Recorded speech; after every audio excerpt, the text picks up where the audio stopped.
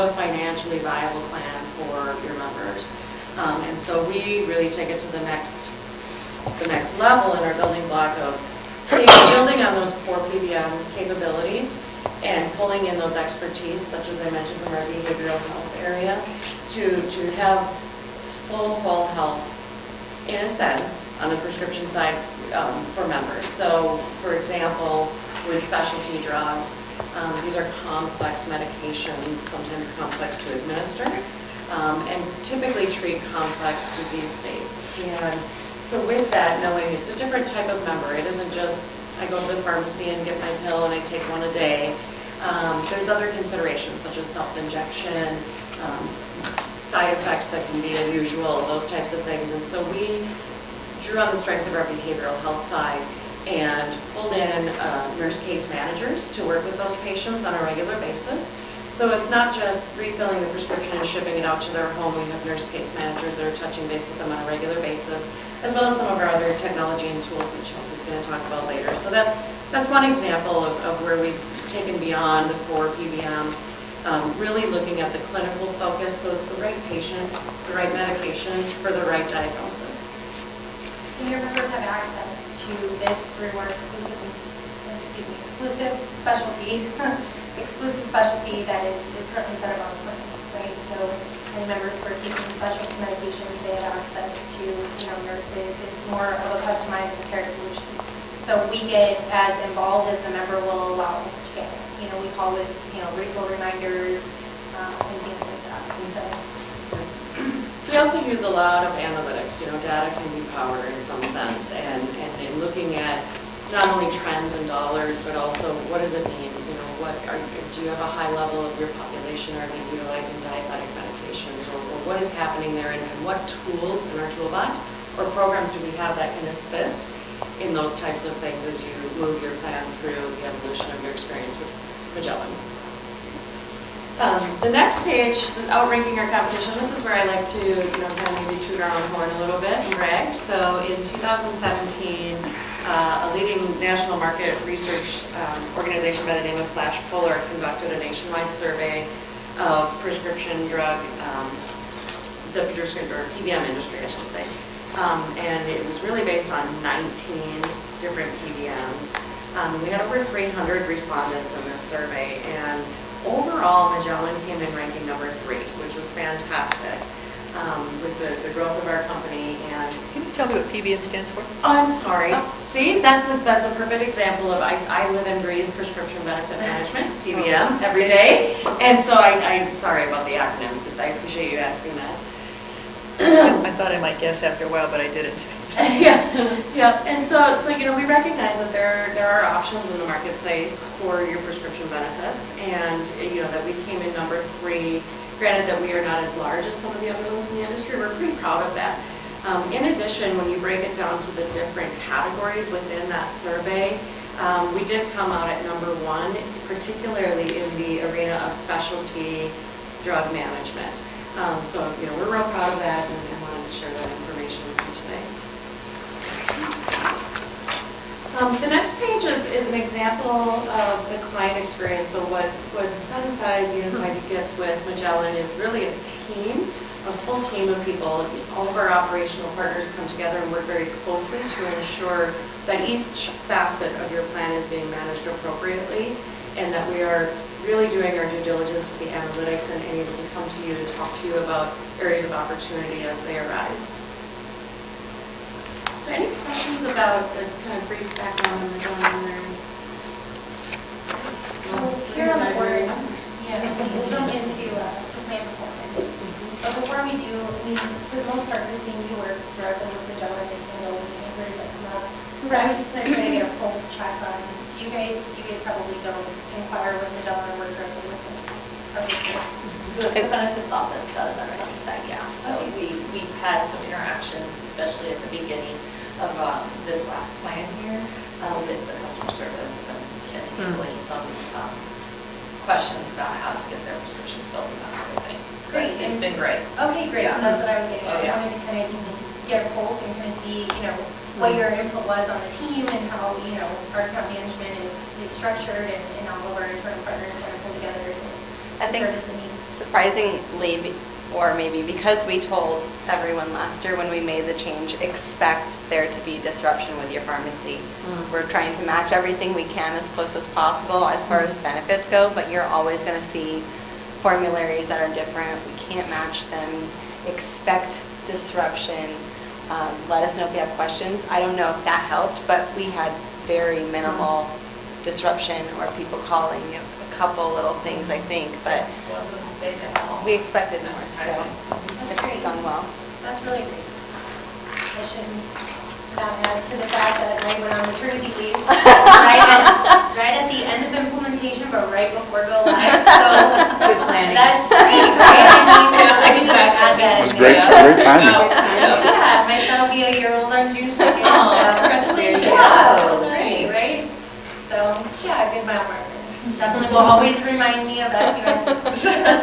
Now you can send them to our schools. I gotta move here to do something. Yeah, yeah. So, all right, so plan performance, I think Christine kind of, worked through some of the plan changes that we put into place, including, defining the specialty tier copay and making some adjustments to the out-of-pocket. And so, where we come in and make those recommendations is really from analyzing this data through and through and really just dissecting it. And so this is just some of the key metrics.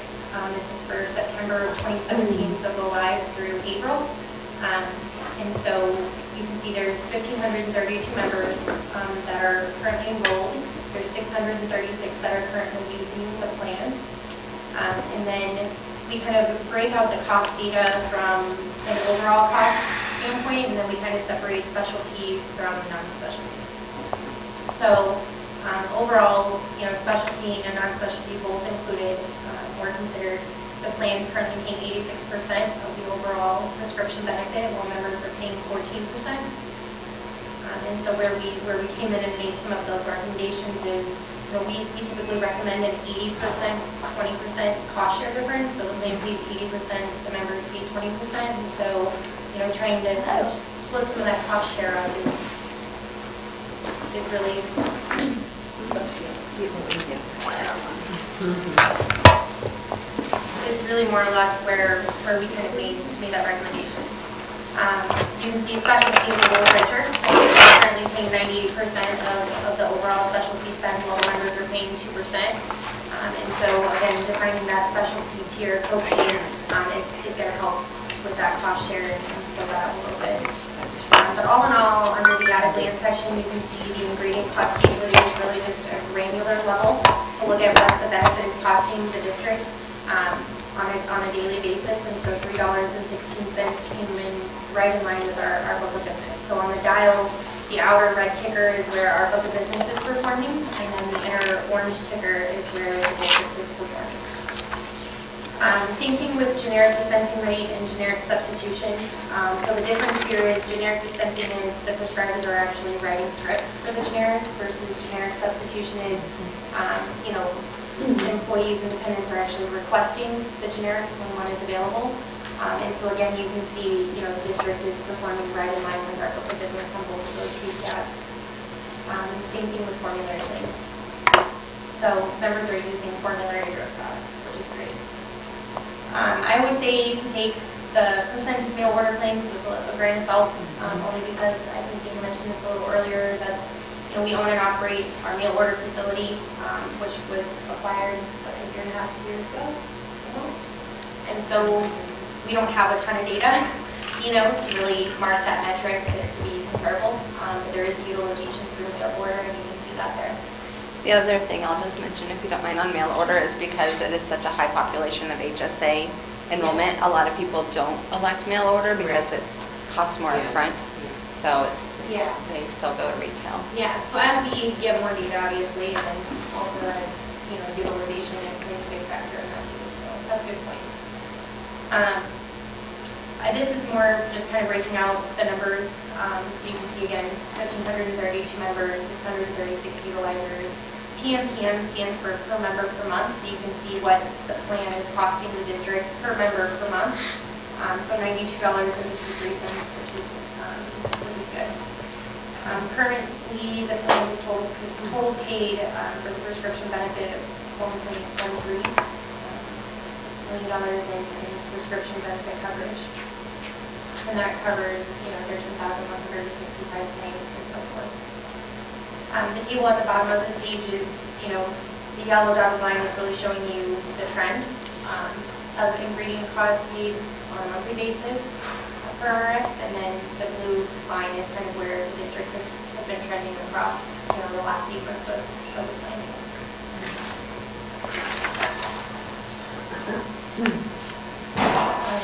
So we break out specialty and then just traditional non-specialty medication. So again, you can see the plan paid percentage, the total dollar amount that's costing the plan. So there's 25 members utilizing specialty drugs, and there's 131 claims that have been processed for specialty medication. So the granular level really to look at how much specialty is costing the plan on a daily basis is the ingredient cost paid, and that's $113.12, which is pretty close in line with where our book of business is performing. And do you share the list of the specialty meds? I can. Yeah. Yeah, I find that helpful to look at the specialty meds. Oh, yeah, so actually on the table, the top 5 drugs. Yeah. But are those in specialty meds? Those are all, they're all specialty. Yeah, and then outside of the first tab under MRX eval, the next tab, you can see the whole entire claim performance Perfect. review. Yeah, thanks. And as part of that, I think it's page 9. Thank you. Page 9 includes all of the specialty utilization. Which tab did you go to? The second tab? Page 13. The second tab, by the label Yeah. MRX. Got it. Okay, Page number 9. start again. Sorry. And so one of the reasons that we share the data where we're looking at traditional and specialty, and we kind of break them into 2 different sections, is so specialty, as I've mentioned earlier, typically very high cost drugs that treat those complex disease states. And so when Chelsea was looking at some of the numbers, and we were looking at cost share, 98% is being paid by the plan under specialty because the drug price is so much higher and the members' copay is so much lower, whereas a traditional drug, that delta is a little bit closer. Yeah. Yeah, I'm just always interested because we have pharmacies, so I'm always interested in the prescribing patterns and where there's, some of these drugs where there's really no evidence to illustrate that specialty drug if you go to performer. Like some of them around weight management and things that we see a lot of in the population. So that's why I'm always curious about the whole list of everything that, the top prescribing drugs across primary care and specialty. Yeah. Well, one of the great things with your plan is you also are utilizing what we call our clinical utilization management programs. So in the example of the specialty medications, almost all of the specialty medications require a prior authorization and has pretty rigorous clinical review criteria. And within that criteria, there are other traditional drugs in the market that tend to be try and fail these first before you bump up to this type of drug. That's included in the review, and we do ask doctors. You can show documentation if they've already tried and failed, though, right? Correct. Yes, So correct. our employees don't have to go back to square A when we change. No. Yeah, so when we conduct the Yes, review. that's right, when we did that. When you went did that forward. transition, we Yes, didn't make them exactly. fail again. Okay. Yes. Can you tell me what the last 2 drugs do? What it's used for? So Dupixent is a drug that treats plaque psoriasis or dermatitis. Okay. I'm saying that correctly. Dermatitis. Dermatitis, there you go. Cosentyx. Yeah, Cosentyx. It gets a lot. The only reason I know that, I see the advertisements for it for a consumer. Yeah. So if we see changes in how pharmaceutical companies operate, that's a proposed takeaway, right? They don't want to have all those ads on TV coming in the future. Yeah. So our patients come in and go, I need the purple pill. Those ads just irritate me to They no end. irritate the heck out of me. There was somebody who I thought was there said that there was a bill floating Yeah, around I in heard that Washington too. to Yeah, outlaw it's- those advertisements. Yeah. It has we don't know if it's been, Well, that's a whole big Trump campaign going after the pharmaceutical industry and the PBMs. so. Sure. That's a topic for another day. It honestly. And we're takes- 340B pricing, so that's why I always look at the PBMs and I'm like, really? But because our pricing is so different. Yeah, I think it takes a lot of member education as well. And so we don't have to go through all of this. I mean, flip through this book, you know, as you will, and then I'm local, we're local, so I mean. Yeah, it's helpful, it's How really the discussion helpful. more, yeah. Yeah. We can certainly do that. But under the next tab, after the emergency ballots and sample outreaches, we have a huge marketing team. And so we can co-brand, we can customize, we can do, you know, whatever is needed to make sure that we're putting together the proper member education materials for the board to kind of distribute as well. You know, or the district, you know, the benefit manager can have them on deck. I don't know, if you guys have a benefit portal, I think, right? Yeah, so you can post them there. But on generic, you know, generic utilization and the education of why generics are, you know, so much more cost effective, and we have a number of materials that can be shared, you know, to help with member education as well. But again, when you look at that at a glance, you can see the members are requesting the generic, and so it's a great thing. Yeah, so, I think that now that we're able to see exactly what our members are taking, yes, exactly, then we're able to better articulate our what communication beyond, so. yeah, absolutely. If you have any questions, reach out. So currently, like I said, effective September 1st, we had defined the tier 4 specialty copay on the plans, and then we increased the maximum out-of-pocket amount for both the PPO 500 and the PPO 1500, which will definitely help with that cost share.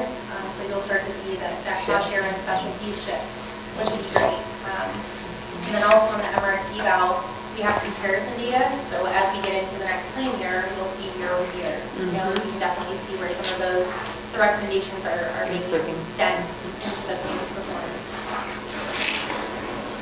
Do you guys have any questions on the numbers or the plan's performance?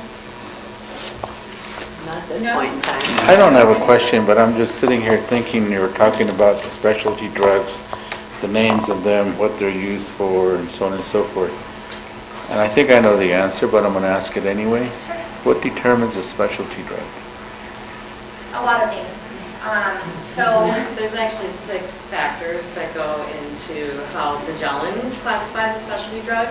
So, you know, a different pharmacy benefit manager may have a different specialty list than we do. But first and foremost, our philosophy is to always think clinically first and then cost second. So one of the factors is going to be cost. If it's over $660, we look at it if it's going to be classified as a specialty medication or not. Another factor is route of administration. So if it's a self-injectable or an infused type medication versus a pill. And then also in the clinical realm, looking at what the disease state is. So for example, HIV and AIDS medications, multiple sclerosis medications, some of those medications that treat those complex disease states, hepatitis C, they're considered specialty as well. So we take all of these multiple factors into making that decisioning process. And then part of the decisioning process is brought between, we have committees that we work with. So we have a P&T committee, a pharmacy and therapeutics committee, as well as therapeutics assessment committee. And these are outside people, so people who are not Magellan employees. They're medical professionals, they're clinicians, they're other people in the pharmaceutical industry that review all of these decisions that we make on where a drug is placed on the formulary and whether it's deemed specialty or a traditional drug. yeah. So that's So it's not necessarily in that 1, 2, 3 order that you just described? Okay. yeah. All right. Yeah. and We're there's- concerned first of the medical situation of the patient first, right? Not Yeah, yeah. the cost is necessary. Well, the cost definitely comes into play. Well, yeah, it does, but- Specialty has been skyrocketing over the last 10 years. Not only the pharma manufacturers creating these drugs, but some of them are very dynamic.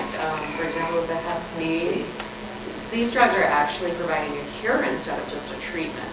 But they come at a cost of $25,000 a month for 3 months. So a total of $75,000 to treat a patient.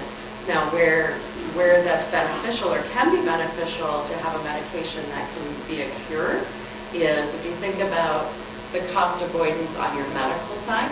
So that patient is cured instead of having ER visits or adverse medical things, needing a transplant, something along those lines. So, you know, we're, in the industry that we're in, it's very exciting, but at the same time, how do we handle drugs that cost thousands and thousands of dollars? And it's So- protection too for the plan, because without a plan, right, members don't have coverage. And so, you know, the plan makes a lot of, you know, dollar payments, as you can see in the numbers too. I mean, majority of the cost share for the benefit falls onto the plan. And so I think as a community, we have a responsibility both to take care of the member and treat their condition, but we also have a responsibility to help the plan maintain its financials, you know, so that you guys can continue to produce benefit for you know, the greater good of the district.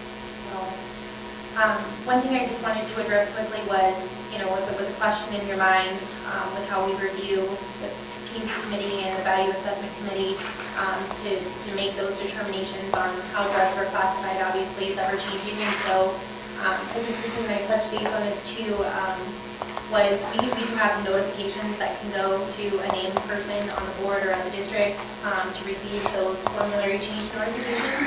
So I just wanted to bring it up. I think it's an appropriate time just to talk to maybe who would want to be on that list. So as decisions are made and as drugs are reclassified, say a drug didn't require step therapy or prior authorization, and now it does, ultimately we send out, you know, member letters, and we notify the members ahead of time. You know, hey, you're taking a drug that, you know, didn't require step therapy, that's now going to require this moving forward. You know, these are the steps that you need to take. It has all of our contact information and whatnot. And so we do have an email blast notification that outlines all of the formulary changes that are made. And so we have those communications that come out on a quarterly basis. Didn't that come to you?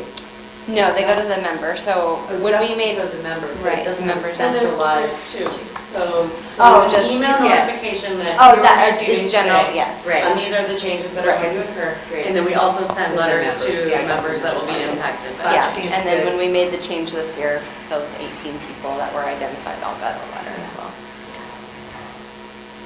Yeah, so if you guys, I mean, just take some thoughts to it, I mean, if there's anybody who would like to receive them, you're more than welcome to have access to that information, or if there's questions, we certainly can circle back to us, if we have access to the member level detail as well, if there's questions, or if we can bring you into the HR team. Yeah, our benefits analyst should probably receive that, but I can circle back to you on Yeah. contacts and that sort of. Absolutely. Okay. That's actually a good segue to your next page to talk about how we have clinical pharmacists as part of our account team as well.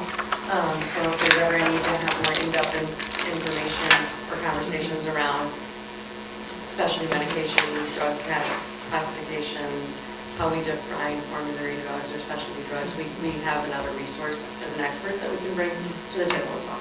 Yeah, and it really gears us up for, you know, ongoing recommendations as far as what we would like to consider too, you know, as far as medical pharmacy, we offer medical pharmacy and just things like that that we'll get more in detail with. So is there a way that in your system you can flag some of those high-risk folks for clinical pharmacy to review if they have multiple medications on board or multiple comorbidities or whatever would be some of the other flags, just non-adherence? Does the clinical pharmacist follow up on those patients, or do you have the nurse case manager do that? Or, I mean, because, you know, the medications are the most dangerous things that we do, and I see a lot of ED visits and things related to people with lots of medicines, and you're goofed up on them because they've had so many prescribers.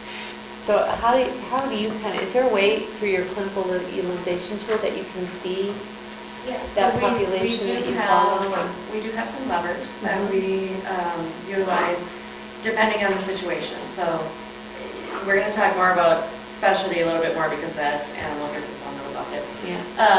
But, you know, when we think about traditional drugs, so yes, we do have what we call retro utilization reviews. So once a claim has happened, then we can mine the data, right?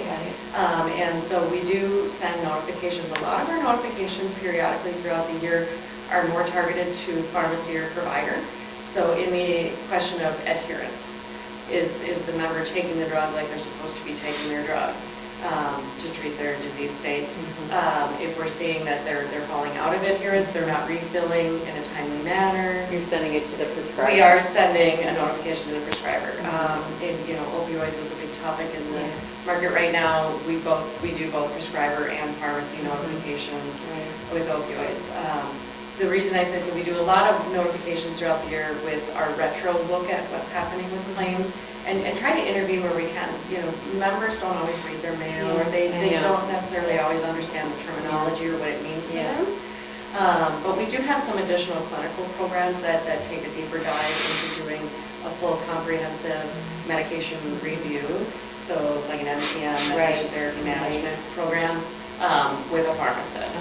And then of course with specialty management, we have many more levers in place there with the ongoing nurse managers touching base with those parent patients, and not just about their one injectable drug, but everything else. Because we do want to say, are you going to have a drug-drug interaction, or is a side effect you're experiencing because you're also on A, B, and C drugs? And then you'll see in the eval 2 on page 12, so the next slide, I mean, actively when we're going through the plan's performance and we're reviewing the data, you can see we take into account, narcotics utilization, narcotics plus, a narcotic plus, I don't know, muscle reaction.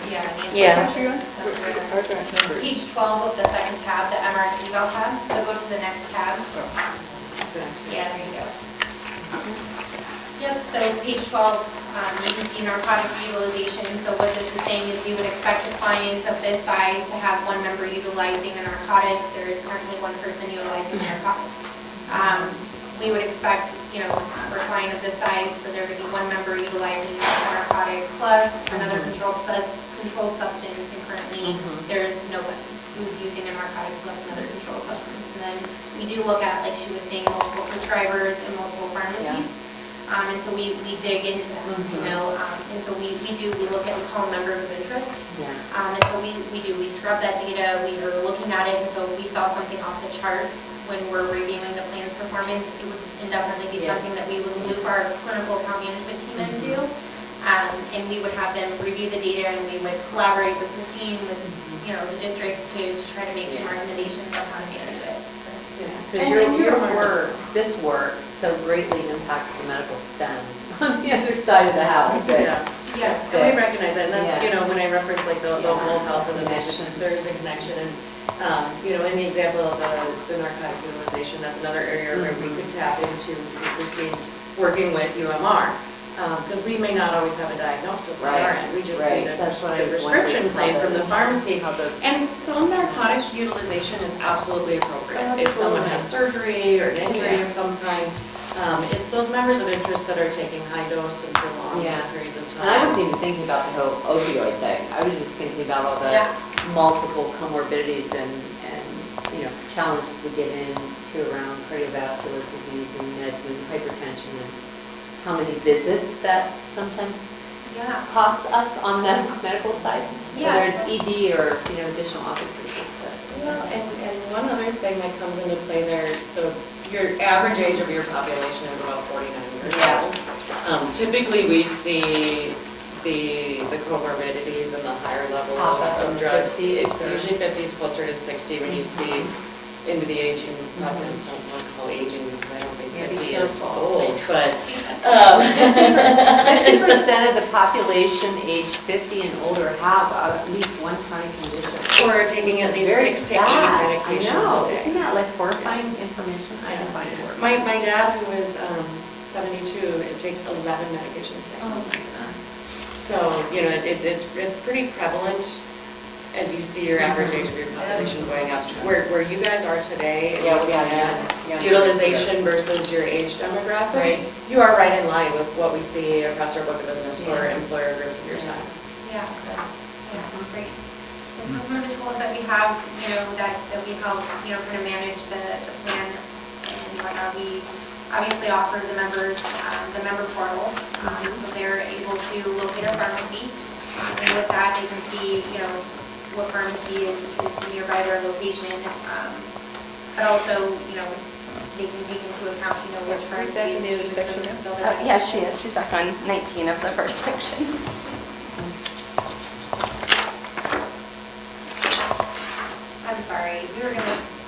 presentation up in just the 3 slides, but then people get all into the tabs of the book and then we're. I've totally done that. Oh, well, next time. We're good next time. All right. All right, so this kind of gives you a brief overview too of what the members are seeing when they log into their portal. So they're able to locate a pharmacy, they can price a drug within so many miles of them and see, which pharmacy has a drug for the cheapest on hand. So as you know, different pharmacies use different manufacturers to stock their shelves. And so Can they you can go compare them? Yeah. Or do they have to do one pharmacy at a time? They can compare. And then our medication videos are also available, so there's over 500 plus videos that cover both the traditional and specialty medications where they're, offering side effect awareness or, disease education for the members' current state. And so those are helpful to the members. And sometimes we tend to drive through that window, grab our script and go home, and then we try to dig for information later on, so it's within a few clicks of the mouse for the members. So, and then we've made some enhancements. So as you can see, the screenshot here kind of shows you what the portal will look like. We'll be rolling this out, I want to see mid to end this year. It should be available where members are able to view, their accumulator balances too. So they can see, where they're at with meeting their deductible and out of pocket. And then member engagement through technology, we've taken a serious focus on innovation. It continues to be a really big focus for Magellan. And so we have obviously the member videos that we talked about currently available. We also have the CCBT coaching, which stands for Computerized Cognitive Behavioral Therapy. And what this is, it's actually an award-winning coaching session. So when members log in, it looks like, a shelf with spines that have different names of different conditions that are most commonly treated on the behavioral health side. So OCD, insomnia, what are some of the other ones? Substance abuse, anxiety, depression. So members can log in comfortably from, their office, from the comfort of their home, on their computer, their tablet, their smartphone, and they can go through these coaching modules a bit more in depth and based on some of the answers that they give. They can, there's referral services and things like that that they have access to. And then video calls.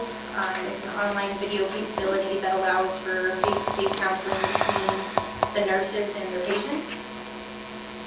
MRX Wallet is more or less a digital member ID. So I know every time I end up having to go to the pharmacy to get a script for one of my kids, I'm scrambling to try to find the ID. And I think most of us keep things on our phones nowadays anyways, whether it be by picture. And so this is, a digital way, to share ID cards with the members. And it'll be a lot easier to make changes when you're sending out new ID cards. It's digital, right? So QR codes and videos, those are actually currently being used in our mail order and our specialty pharmacies. So whenever members are picking up those scripts or receiving them through mail order, they have a QR code. So on your smartphone, you can download any free QR code reader, and literally you just scan the bottle, and then the information videos pop up, very similar to the member portal, and so they can learn more about their medication, side effects, and the disease state. And then I'm going to kick it over to you, and we're going to talk through ultrasound and digital. Well, I kind of talked through the CCBT already, but sorry, I'm Well, and I think I may have seen some interest hurt when we were talking about the cognitive behavioral therapy. So I just wanted to pause and see if there are any questions. Is that something you guys are in interest of utilizing or having available to your members? So It's not already available? it is already Oh, it is? available, Okay. and it's available at no cost. Yeah, I think that But it's it's one definitely of- something that we'll want to advertise to our. Yeah, employees. and Actually, all of this information right here is something that we need to advertise to our employees, including the MRX wallet, so. yeah, so all of and this the information. education and the notification that it's available is really Yes. key, the communication on that. If members won't use it if they don't know it's there. Right. And it really is a powerful tool that can be incredibly helpful, and it's all anonymous. So they don't have to log in with a name or their email or anything along those lines. They can run through the modules at their own pace for depression, for example, or anxiety. So it's not just members, anybody in the district can utilize Yes. Oh, okay, wonderful. That's Yeah. good. How about the smoking cessation thing? Is there a cost to that? There is a cost to that after the first year. First. So it would, you could be. What's your like- success rate? Nicotine smoking cessation is actually really one of our newer programs that we're excited about. As Chelsea mentioned, we try to tap into technology and innovation wherever possible, and we recognize so many people are doing things on their smartphone today versus, any other media. So I don't have the success rate today, but I can definitely get you that information.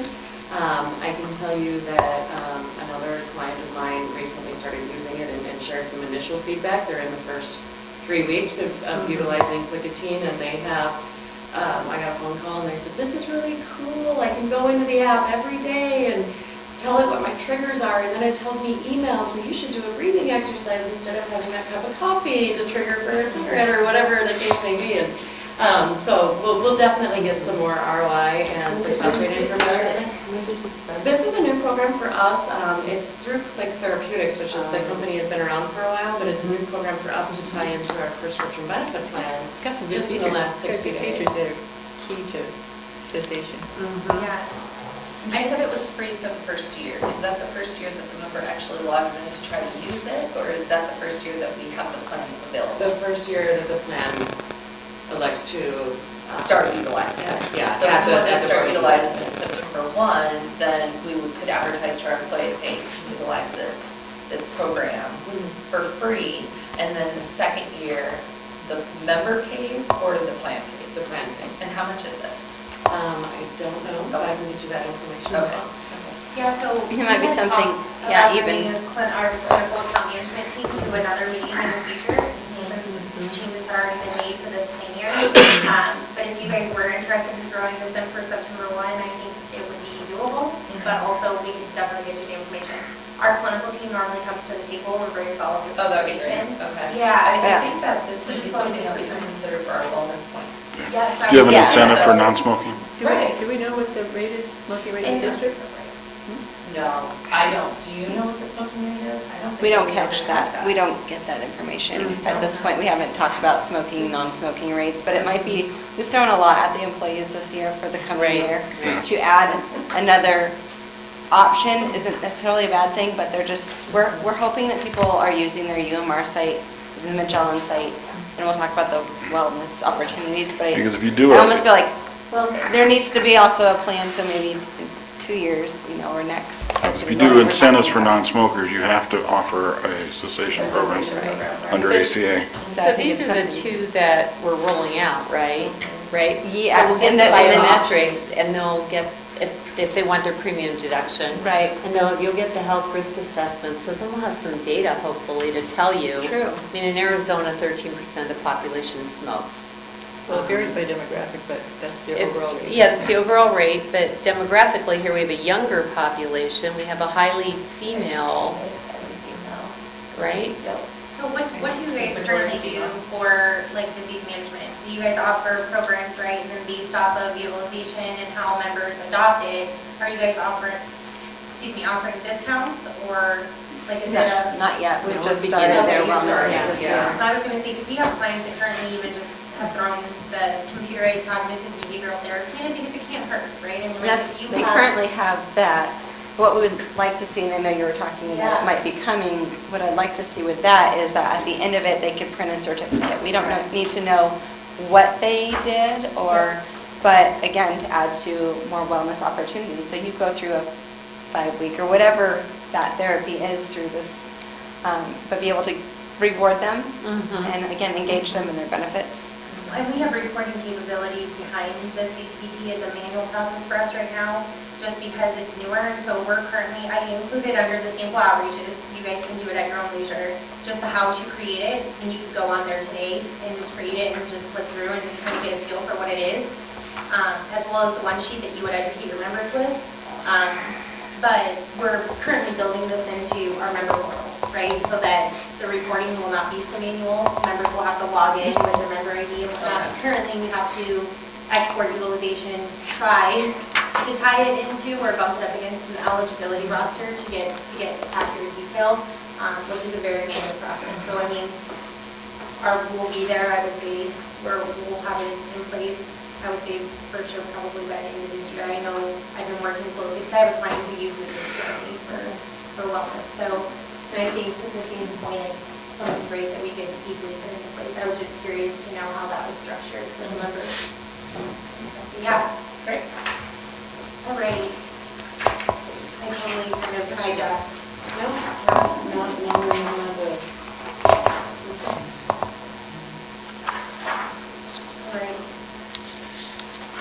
All right, so plan performance, we try to capture goals early on in implementation, so some of the objectives and all this was kind of new. Going fully insured is self-funded, and so, we want to capture the objectives of the district and really kind of map out, here you are currently, like where do you want to be? So as you guys, evaluate your financials and make determinations on, okay, we need to cut costs here or we need to save there. Where can we do this? We want to be part of those discussions and know that information so that we can make recommendations accordingly and help kind of, walk through that journey with you guys. And so some of the tools that we have that we do that with is the MRX eval, which you guys have already kind of seen with the at-a-glance. And so those we don't have direct access to, and more or less we pull those reports and provide them. But we do have MRX view, which anybody at the district, or even, the HR team and the benefits people, they can definitely get access set up and have access to the dashboard reports, which is more or less an executive overview of the key metrics. So you guys could just go in there and pull data and kind of see where you're performing currently. And really that dashboard allows you to customize your view. So whatever key stats you want to see, you can pull into that and export it into Excel, Word, or a CSV file and see your data at your own leisure. The same thing with the data reports. You can export claims detail files if somebody needed them to analyze data. Obviously, we would like to be careful with whom we give access to just for PHI purposes. And then we have scenario reports. So when we make copay changes or we make changes to, they exclude an entire drug category, we can have that information into our scenario report.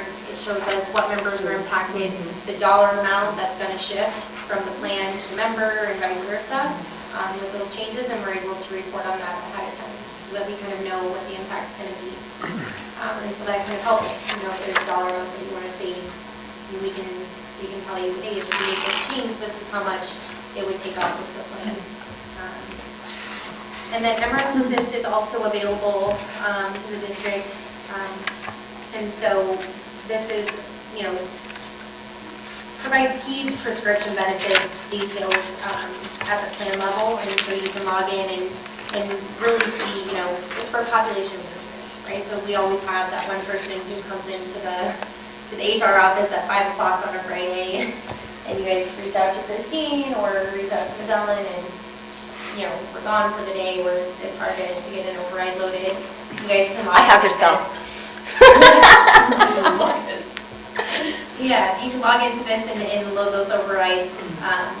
Make a name change, say somebody got married or somebody had a baby and now has a dependent that got sick, and prior to getting all the paperwork and whatnot in place where it meets your eligibility, you guys can log in and make those updates and allow one person to get access to this stuff.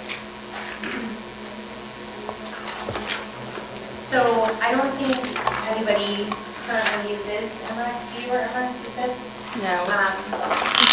So again, if there's anybody. SUSD also is getting all of the data that we run through our other analytical tool that we have. And so, especially after we have a full year and even, more than that, it's going to be helpful to take a look at all of the pharmacy and the medical data together. So we're in the initial stages of seeing a lot of those first reports for some clients that have had 2 or 3 years in that system. But we aren't getting that information in more detail from Magellan and our analytic. If anybody you should need access, just send a request to me with their name, first and last, and an email address. Yeah, I'll probably pull together some contacts from Sunnyside that will need access to a couple of these different things, so I'll get that to you probably later this Absolutely. Can I have some instructions? I'll make sure I can mark. Okay, great. All right, perfect. Are there any other questions? Can we move on? All right, now we're going to talk some clinical. I think we've already covered most of clinical, but we can just wrap it up a little bit. We have. So, I'm not a pharmacist with 14 years in the prescription benefit management company. I know just enough to be a little bit dangerous. So I'm going to speak to this at kind of a high level, but please, if you have questions, I'll answer them the best of my ability, and if not, we can take that back to our clinical team as well. But we wanted to just share with you, we were talking about communications and when patients start new medications and some of the things that Magellan employs to help those patients work through starting a new medication and ensuring the optimal use of that medication. So we do that through the educational videos that we talked about that are accessible on our website. We do have some quarterly wellness coaching, and those are pretty specific to certain drug categories, so such as diabetes, particularly any of the specialty medications such as rheumatoid arthritis, multiple sclerosis. We do patient mailings where applicable. So again, with diabetes, we do patient mailings. Depends again on what type of therapy class it is. It could be mailings to providers or pharmacists, but we do that throughout the year as well. And then all of the digital tools that we talked about. So we really are focused on, your members and educating them and giving them the access, quick and easy access to get the information that they need through multiple avenues. So I know we've talked quite a bit about specialty. So on the next page with our Magellan RX Cares program, this is a program that is available to the district now that coincides with the utilization of our Magellan Specialty Pharmacy as your exclusive provider for those medications. So instead of the member going to their local corner pharmacy for their injectable medication, they're coming through the Magellan Specialty Pharmacy. And this is where we have a dedicated team of highly trained case nursing staff to assist. And highly trained, what I mean by that is we have had all of our nurses go through a very particular program called motivational interviewing training, so that they're talking to patients not only about how to inject, what side effects you're going to see, but to try to glean additional information on are there other things going on that the patient needs help with, so such as maybe an underlying depression, about their scary diagnosis, or financial difficulties, and so they may not take their medication because they can't afford it every month, and how can we help them through that through either community programs or farmer programs with patient assistance. So that's what the patients that are utilizing our pharmacy or specialty pharmacy today are getting currently. And it's really something that we like to tout and talk about because of what we've seen with adherence. So when patients are engaged in talking with somebody at a clinical level, say a nurse, and talking frequently about what they're experiencing, particularly in these complex disease states, we are seeing that adherence is 20% higher than patients who don't talk to us on a regular basis for those conditions. So it's really important when we look at adherence, again, to talk about what adherence does for you with medications. It can help combat negative medical outcomes or possible emergency room visits. So it's really overall the best for the patient as well as for you as the plan when you look at cost containment and managing this population. So great program that's in place today. We do have the ability to get some additional reporting if you want to know specifics about how many people are engaged and how often they're talking to us. We can get that information for you, but just wanted to make you aware of what the Magellan Specialty Pharmacy is bringing to the table that's a little bit more than what you see in other traditional PBM space. I think it would be nice to have that information, just so that we can we do outreach to those employees then specifically, or can we do a general outreach? Probably the general outreach, right? Yeah. So if we did a general outreach then to say, hey, if you're being contacted by a nurse, that's typically what it is, right? They reach out, the nurse reaches out to the member. So the program works best under 11 drug disease categories. So it's not for every specialty medication, but it really is almost all of them. In looking at your data, there was, how many people were using specialty? Because we do have some opportunities. I see what you're saying about having to do a general earlier it communication said 25. versus a targeted communication. But there's about 25 people utilizing specialty medication. Now, not all of those are going to be included in the CARES program. So one of them I see on here is actually an IUD. You don't need to talk to your nurse. Right. An IUD. Right. But you know, if there's an MS patient or an HIV/AIDS patient. So with that, if you have a concern about contacting these patients again, so maybe we had an initial outreach and they said, no, I don't want to talk to you. We do have the opportunity to look at, after a year, do we want to do another outreach and try again? And in conjunction with communications that you put out along those lines of, hey, if you're using a specialty medication and a nurse reaches out to you, here's why and what. Yeah, just a very generic, hey, this is what's going on, kind of message. Yeah. I think Yeah. that's a very small population, obviously, so maybe not necessarily. Well, and that's where we like to be flexible and nimble Right. and really help our clients in what their concerns are in the best way that we can. So with 25 patients, absolutely, I can go back to my specialty team and say, here's what we need to do. It'd be interesting. Yeah. That'd be great. Sure. Excuse me just a second, I have to leave, Laura, I apologize, That's okay. but I have to be at Tucson, near Tucson Mall at 6:30. Not a problem. Excuse me, it was a pleasure meeting you all, and it sounds like a great program, I apologize for leaving early. It's all good, we understand life. Continue to enjoy your retirement. I'm not supposed to be this busy, I'm retired. Right. And you have to started your honeydew. Take care. Just moving concrete. Yeah. Thank you. So we just have a few more things we wanted to bring to the table today. Another thing, keep on your radar, this is really just the pipeline of drugs that we are seeing that are potentially going to be approved by the FDA in the near future and what potential costs that could be across the United States. So it is the important thing to note on here, and what you see is specialty drugs are highlighted in that kind of magenta pink color, and the majority of the wheel on the pipeline are specialty medications, which is what we're seeing in the market. So, and with that, can potentially some higher cost drugs come into play as well.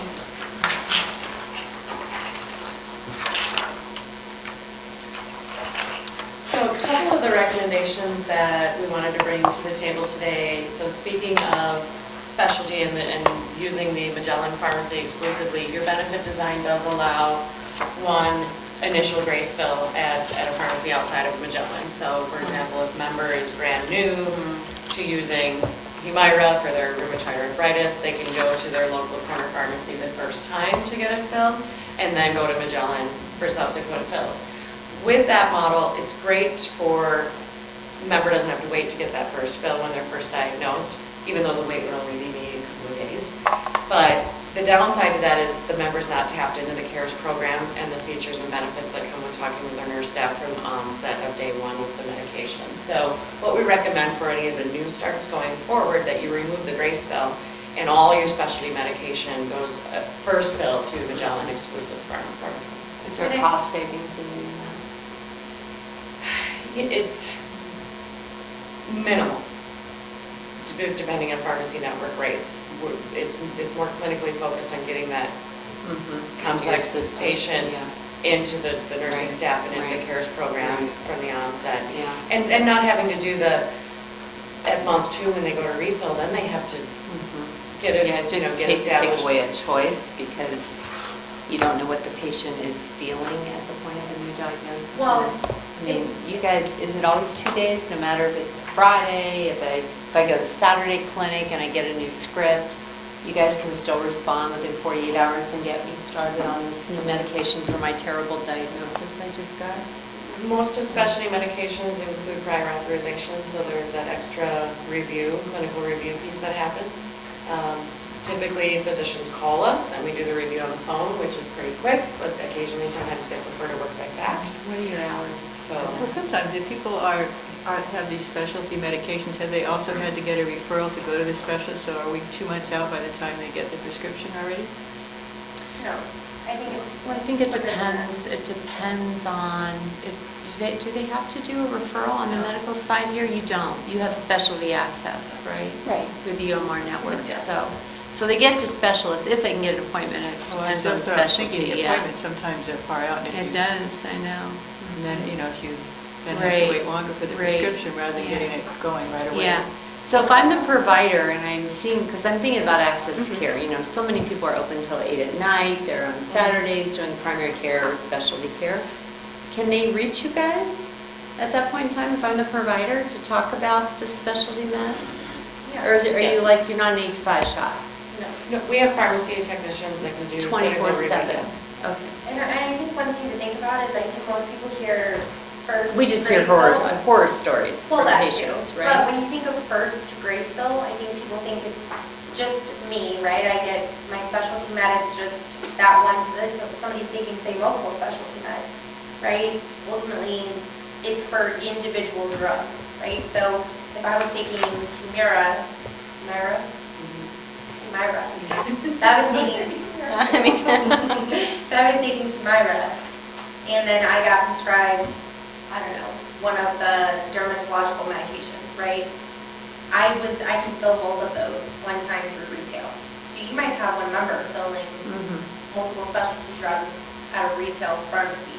But I think one thing to note is that eliminating that, if they really cannot get their medication, they're going to reach out to HR. They're going to get a hold of the benefit person. I don't know if they will. I mean, I think that's. Oh, they will. They will. So. They will, for sure. They will for sure. Yeah. We hear, but I mean, I'm not necessarily in that situation, but in other situations when people can't get bills, they come to It us. would never occur to me to call human immediately. resources if I couldn't get a But- prescription, and I'm a nurse. You wouldn't? Happens. Probably because you're a nurse. The Happens teachers. all the time. Oh, I'm telling you, it's constant. And with that, though, they would reach out to us and we could load an override. If the benefit team. Is your number on the back of whatever card they have, or do they have that? Yes. Okay, what about the migraine one? I'm thinking, how does that work? I don't know that medication, but for somebody to have to wait 2 or 3 days to get a migraine medication, is that? So the way prior authorization works, let me just kind of go through this process. So the way prior authorization works is, the way it's designed is when a member goes to the pharmacy to fill that script, right? Ultimately, what they're supposed to be able to do is, the pharmacy technician is going to get a soft reject. It's going to, give them a message to call Magellan. Most members are habitual creatures, right? Most of us go to the same pharmacy to fill the script. Most of us go to the same physician to get our medications too. And so really, the way it's designed is when that pharmacy technician calls Magellan, most of the time they have the member's history, bill history on file. So they can tell us whether or not the members tried and failed lower cost preferred alternatives and so forth. And so most of the time, the pharmacy technician can satisfy the prior authorization review while the member is sitting in their car outside the window without anything. The only time that those reviews tend to take a little bit longer is if the member saw a new physician, ended up going to a new pharmacy, someone who's new that just moved here, that doesn't have any history at the pharmacy they're filling at, and so we don't have any ability to see, their fill history or gather that information other than reaching out to the member's prescribing physician.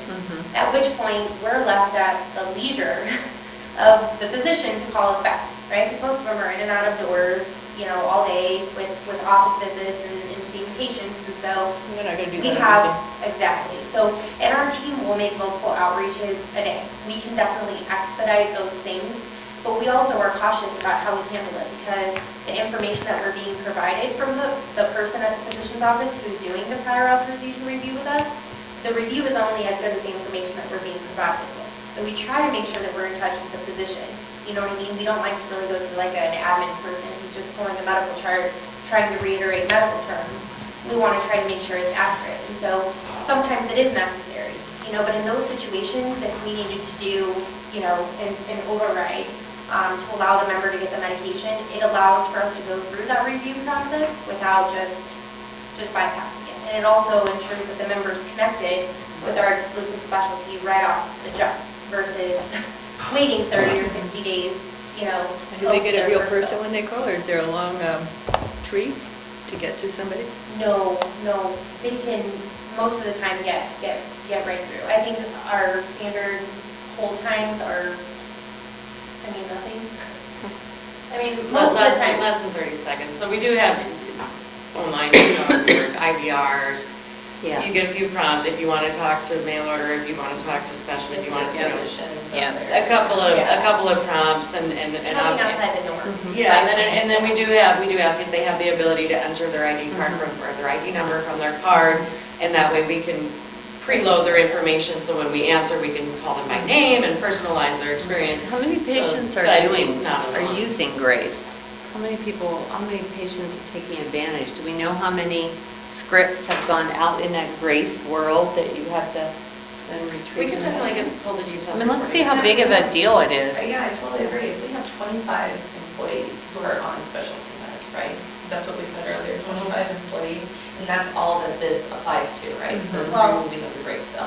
Yep, and it would be new starts It would be going new forward, so if people. somebody gets diagnosed, It right, just 4 or seems 5 like such a months from small now. population. I know, I just always hate taking away a choice. Well, and I don't think it's because- something that we are talking, Huh? I think it's Pardon? also that we'll get more data on, it'll be for not September of this year because we've Yeah. already. And you know, I totally appreciate and understand the quality perspective, because I like to have a large capture rate too. You know, I like everybody filling where I can see everything they're filling and look at the record, right? But I don't know how many people, because I know we have people that are absolutely tied to their pharmacy, and they don't want that choice taken away from them. Right. So I don't know about your population. Right, but- no, and that's definitely true with our population also. So when it says here, remove the grace bill at retail, does that just mean basically that they have to get prior authorization for that? They're going to have to get it Or they anyway. actually have to go All someplace specialty, else? all specialty medications require prior auth because you guys do Okay. have adopted our Okay. standard specialty clinical one. So that review process is Happening regardless. Baked in. Regardless of this grace. what this Right. grace bill is Yeah. doing is that member is going to their physician. That physician is either Sending it to e-prescribing CVS. or writing a script to say Right. CVS. Right. The member goes there, they fill their first 30-day Right. supply. Once that supply is gone, the member has to call that CVS and have that script triaged or transferred over to Magellan. But you've already prior opted, so you know they filled it at CVS, because the prior auth came through Magellan. So you already know I'm out here and I did my grace. Yeah, and we sent a notification letter on So that then what first happens bill. after that though? So then, okay, so then it goes over, so the person went to CVS, they got their prescription filled, then 30 days from then you were just saying that it goes someplace else, it goes to Magellan. Yeah, but most of the time what happens is the members go back to that retail pharmacy and they're like, darn, that's when the emergency calls Why are coming can't I through to get my HR. Why can't I get it through prescription? CVS like I got it last month? Well, you So sent now them there's It a- causes another a little 30 bit of days. disruption. So we like to remove that grace bill and direct it straight to Magellan Specialty Pharmacy to alleviate any of that. So then once it hits Magellan Specialty Pharmacy and say it's after 90 days or whatever, and now all of a sudden I'm getting my prescriptions filled, where am I getting them from? How do I get them? Well, the physician prescribed it to CVS, so the only way to get it transferred over is the member has to have it transferred over or contact Magellan That's Specialty. from How do you mail Magellan. my prescription once it gets to Do you Magellan? mail it to their house? Oh, yeah, mail it. So it's a mail order? Yeah, our specialty pharmacy is in Orlando, Florida. That's kind of what I was getting at, like, Yep. where do I go then to get my Yep, prescriptions? yep. Once But it's been transferred over to It's all, this it's Magellan expedited, free overnight shipping. So would the physician have to call Magellan? I mean, they call Walgreens right now for me and call in the prescription while I'm sitting there at the office or Yep. whatever. But how do they, They can call, they can e-prescribe. so the patient will have to tell the physician to call Magellan, and then Magellan does whatever they do, and then they eventually mail it to them? It's So the they same have to have, consultation process. sorry? Yep, it's the same consultation process. Your physician most of the time will ask you, what pharmacy do you use to fill Right. your scripts? And you say, oh, the CVS on the corner of this and this, right? You'll say through Magellan Specialty Pharmacy. And then they have us in, their e-prescribed list and they. How are the employees supposed to know that they have to go to Magellan Pharmacy for their specialty medicines? How do they We did know that, like, right off the bat, if we were to remove the grace bill? So I would recommend you have it in your plan documents or in your. I mean, do they need them? Yeah. No. And there's, So then, Well, but would there be that's the something point. that, would there be something that a physician's calling CVS and prescribes it? Would there be like something in the system that's Yeah, that's computerized kind of what I'm that puts a getting at. stop there saying, this can't be filled here, needs to go to Magellan? yeah, Yeah. so Okay, so so- when so- CVS tries to process that claim through on their, using. They're gonna using their contact ID the- card, it will say whatever the reject is, I think it's, specialty, Magellan Specialty Pharmacy required and provides our phone number. And so then would So then CVS CVS send it or would- send it? CVS could send it, Okay. yes. The only caveat in there is CVS needs the member's permission to send the script to a pharmacy, or the providers, one or the other. So CVS may call the doctor back and say, oh, you've got to go through So there is Magellan. that type of conversation. Yeah. Once, and which is kind of a plus for having this grace bill, because then that conversation can actually happen between the pharmacy and the physician, or the pharmacy and the member, instead of the member just being kind of left without a prescription at that first time of the onset of the diagnosis. Yeah, Yeah. so we're not trying to create additional roadblocks or barriers. Definitely not. Just wanted to bring your What we're trying attention. not to do is to have our employees be adversely affected. Right. Yeah, no, Right. absolutely. But it's a During very, difficult time. there's 25 patients here, 25 employees.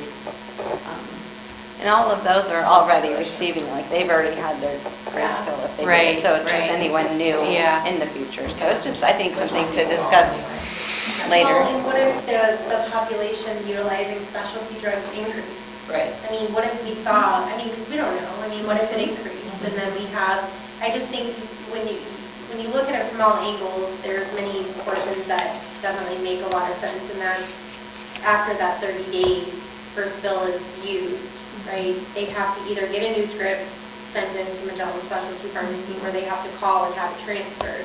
So it's like you're eliminating the disruption for 30 days for new Yeah, well, specialty. maybe they're feeling utilized. better by then, they don't mind calling by then.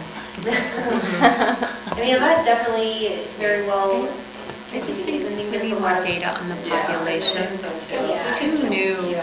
Yeah. And see how many people utilize that. Well, and again, to First bill. Christine's point, I mean, we're talking COVID-19 plan year two. So Yeah, we have more we got- than yeah, enough time. yeah. Yeah, more than enough We time. get more This- data and- This is more or less food for thought, just to put it on the radar, some things to discuss. Are any of your other clients using the grace bill? Do your other clients use the grace bill? It's about half and half. Half do. So those that utilize the exclusive pharmacy benefit design, about half of them do a grace bill and the other half don't. Now, when I say that, think of some of our lines of business, we work quite a bit within TPA space. And so we're talking groups of, 5 third-party administrators, so small employer groups, 100 lives, 200 lives, and they put it in place because they want to minimize disruption at the PBM change implementation. Sure, sure. But it's not intended to be in place for long-term kind of. Okay, so maybe if we could get that data for the next meeting, that would be great. And then we can talk about it and figure it out. Okay, thank you. I did want to loop back, I heard you asked a question about the migraine medication. I was trying to look it up on my phone, so brand new FDA approved just last week, and I can't think of the brand name for it, and I know it starts with an O, but this is just the generic name. This drug is claiming that it can prevent migraines before they even start. I heard that on NPR, Yeah, actually. so it's a brand new drug that, Is it on here? Yeah. yeah, it's gals, I'm not even gonna try to pronounce it. Migraine cluster. It's on the right-hand side of the pipeline. Oh. Pipeline meds. Oh. Yeah, but Might it's, have some it extra was, specialty. so yeah, so that's a new one. That's, and I think that one's kind of interesting, a drug that claims they can. Well, I was looking at, stop the reason I asked something. is I'm looking at them thinking, which ones would be problematic to not be able to get them same day? That you go, to have to wait, to have to figure out who to call, to be on the line, you have to go to work, you have to pick up the kids, and then you got to call, and the ophthalmology, I mean, I don't know if that's not, is that an antibiotic or something? I mean, which ones would be problematic is what I'm asking.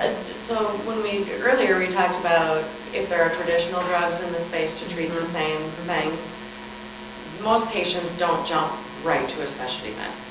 They've tried and used other drugs first.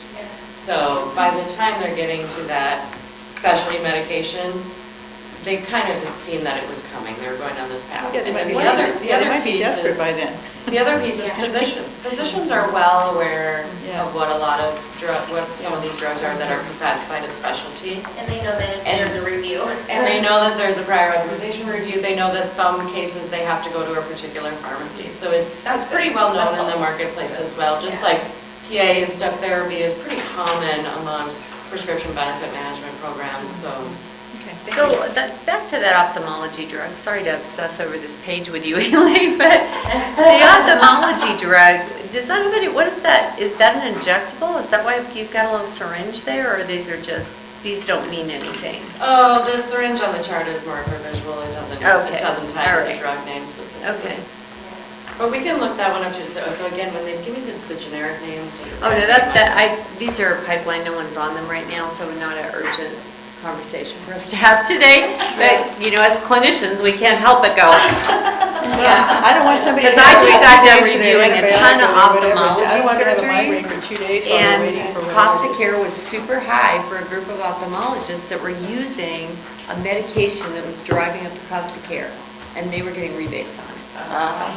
So we were like, no more referrals for you guys if you don't come back to the drug that your colleagues are using with the same outcomes. So in the ACO space, where we live a lot, you know, we're very suspicious of drugs. Yeah, I get it. Yeah, I mean, Well, I it's, mean, you know, as you look at the cost, right? I And mean, the one of the migraine, I'm thinking, is somebody going to have a migraine for 2 days while and they're supposed to be trying to make No. a phone call and, you know? No. Or is this if it's preventive, or they're on something? So that's why so which ones would that, does somebody have an eye infection or some eye glaucoma, I don't know, glaucoma Yeah. or something? that they- And they're waiting Yeah, to. that particular They migraine can't even see medication the is phone, new they're one. trying. Yeah, it's the new one that is more preventative. yeah, Yeah. sounded pretty magical on NPR. Well, you two are here when we bring our clinical account manager out, because you guys will just love to have these conversations We have with to somebody. We'll schedule a 4-hour meeting. Yes, that'll be great. Thank you. Good Thank you. questions, though, good discussion, Yeah. I appreciate it. Interesting. The last thing we wanted to talk about was what we call medical pharmacy. So essentially what medical pharmacy is drugs that are typically processed on your medical plan through J-code billing versus being dispensed at a pharmacy. So one thing in the market right now that we see is for every $1 spent on specialty drugs in your prescription plan, there's an equal dollar being spent on your medical side. One of the challenges is on the medical side with J-code billing is you may not necessarily always understand that it's a drug that's being billed, or what cost parameters can be placed around that drug versus on the prescription side. So a couple of solutions on the next page that we have related to these medical pharmacy or medical specialty drugs. So we have 2 components. One program is called the Benefit Shift, and that one is essentially looking at a list of drugs. It's not all of them that are on your medical plan, but a subset list of drugs that would be appropriate to run through the prescription side, and it would be shifting those drugs from your medical plan to the prescription side for the potential of some savings because of the drug network discounts that we're able to provide. Nothing would change for the member. We would dispense it from our pharmacy, we'd run it through the prescription plan, and it would be shipped direct to the physician for administration. So for example, if it's an infusion that has to be administered in a doctor's office, we can ship it direct to the doctor. So nothing changes for the member, they don't see anything different. It's really the billing back end that would be a change with drug benefit shift. So with that, it would be collaborating with UMR, with making sure that they block those drugs on the medical claims. So I think Currently, yeah. I think we want to know what the list of the drugs are, the J-codes that are being utilized, and I had a plan that had a little boy who was 12 years old that had Gouger's disease, and his injections were costing the plan on the medical side $48,000 bi-weekly. With shifting it over to Magellan from UMR, we saved the plan over $298,000 so I the think plan year. data would be great to look at. Yeah. What are those drugs? We can look at them all. Yeah. So that's one component, the benefit shift piece, so shifting it out of medical under your prescription benefit. The other component, and these don't have to be done together, you can do one or the other or both. The other one is what we call site of service shift. So this is a particular subset of drugs, I believe it's 16 medications that are infused in a healthcare setting. And we take a look at where those opportunities may lie for savings for you is, can that patient move to an outpatient infusion center or possibly even home infusion in the comfort of their home for a lower cost to you than having it done in the current facility, such as a hospital. And so, but again, it's about 16 drugs. We're not sure what your opportunity would be because they're filled on your medical side. So we would, again, collaborate with UMR to get some medical data to determine if there is a savings opportunity for you. One of the medications that we frequently see with the site of service that can move from one place to another is Remicade. And so we've seen a number of patients successfully move out of a hospital setting for their infusion to home health nursing. The nurse just comes to them for a few hours in the afternoon of their infusion. Who's the home health contractor? Who's the infusion therapy in this plan? Who's our infusion? Who would? We use multiple ones, but I know Walgreens does quite a few. Would it just be a UHC contract? There's also some infusion centers, so we take a look at geographically where the patient's located, and is there an infusion center that's nearby that would be least costly. So what we'd like to do is partner with your permission partner to get some medical data, analyze that to see if there are any opportunities with these 16 medications, and then bring that back to you and talk about the next steps with that. Thanks. That'd be great. Reporting on that as well, to show the plan something tangible, you know what I mean? Yeah, I want to know where they're getting them now, because if there's only one infusion center Oh, and that's versus also- a lot of other places they would otherwise go, it could be a geographic challenge. Yeah, Yeah, absolutely. for infusion centers here, I think we do have a geographic challenge, actually. Well, there's quite a few of maybe these we don't like medications some that of are them, too. infused in a hospital setting instead Yeah. of an infusion Yeah. center, and there's quite a cost difference even in Oh, I those two totally, locations. yeah, I totally get that. I mean, we do those infusions in our primary care settings too, so I think it depends. Depends. On the location. Yeah, the thing about it is that as we're reviewing this, it's truly on a case-by-case basis. So for example, the little boy that I used, right, that, you know, had Gaucher's disease, he was too young to do home infusion. Yeah. It had to be under watch. Yeah. You know, so even though we could have done with somebody older, with Right. the same diagnosis, Right. you know, a side of service shift, Right. you know, ultimately we Yeah. couldn't do it. Yeah. And so when we're analyzing the data, Mhm. we map out on a case-by-case basis. Yeah. You know, this is what we could do, this is what we could save the district, and this is where. Well, there's a lot more outpatient centers, but then infusion centers probably, but whether the level of skill or expertise needed is a question also, as far as what you're infusing and what the skill set needs to be for the provider. Yeah, and that's why it is only about 16 drugs, because we do recognize that there are a number of drugs that need You to gotta stay be there. exactly where they are with the physician administering it in the proper setting, or, you know. The oncology So specialist or It's whatever. just, it's areas of opportunities that where we can bridge that gap between what's Well, happening on most people medical would and on prefer the to have it at prescription home side. if they can. I mean, Partner. a lot of it, they'd rather have it at home if they can, or just go to outpatient. Yeah, you know, it's but much less if it's safe, traumatizing. if it's safe, Yeah. and not too far. Just Yeah. we move So- all counties in and get everybody data. on board too, you know, so we work with the parents of the little boy, we work with the member directly, like there's notifications that are put in place, and, you know, we kind of do pressure tests for comfortability, and we kind of take into account, you know, everybody's, you know, feel for the situation as well. You know, there's always unique situations too. Let's see. Okay, so we'll get some more data and see. Yeah.